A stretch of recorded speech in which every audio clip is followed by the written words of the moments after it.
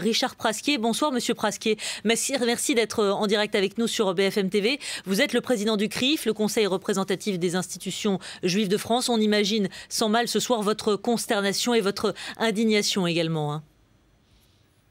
Bien entendu, c'était bouleversant que d'aller à Toulouse, bouleversant que d'assister à la cérémonie à la synagogue de Nazareth en présence du président de la République, de la plupart des ministres et d'une très grande quantité d'hommes politiques de tous bords.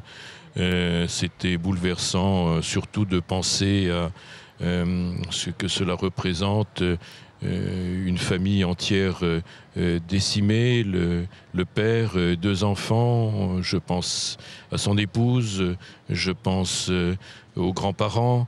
C'est la fille du directeur de l'école qui a été tuée, que son père a dû voir mourir devant lui pratiquement.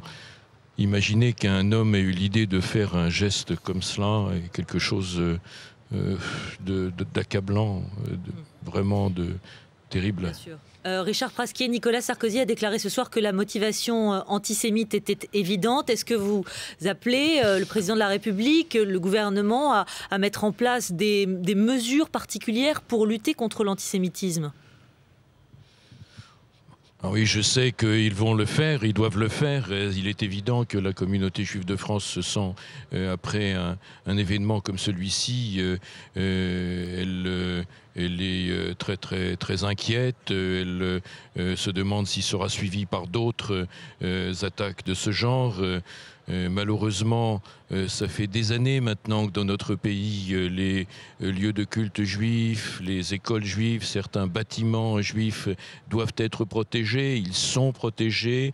Les services de sécurité font leur travail. Malheureusement, il y a des failles et voici ce qui s'est passé cette fois-ci. Donc, bien sûr que nous demanderons une augmentation de la sécurisation des lieux, c'est évident, mais est-ce que nous pourrons toujours éviter ? Pardonnez-moi d'un mot, y avait-il eu des menaces récentes contre la communauté juive? Est-ce que vous en aviez eu connaissance? Des menaces contre la communauté juive récemment à Toulouse ou plus globalement sur le territoire en France?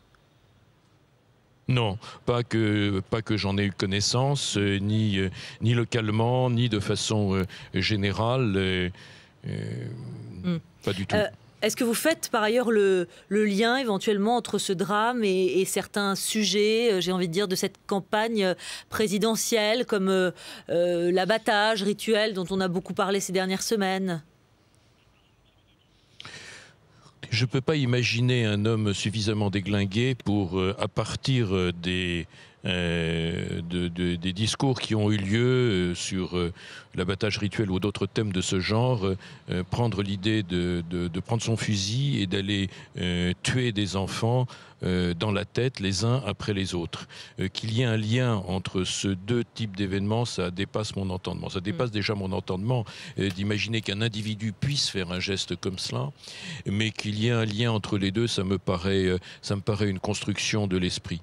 Alors, il y a une très grande vraisemblance que l'homme qui a tué les militaires à Montauban il y a quelques jours, et il y a eu aussi un attentat à Toulouse auparavant, il y a une grande possibilité pour que ce soit le même, sans qu'il y ait de certitude.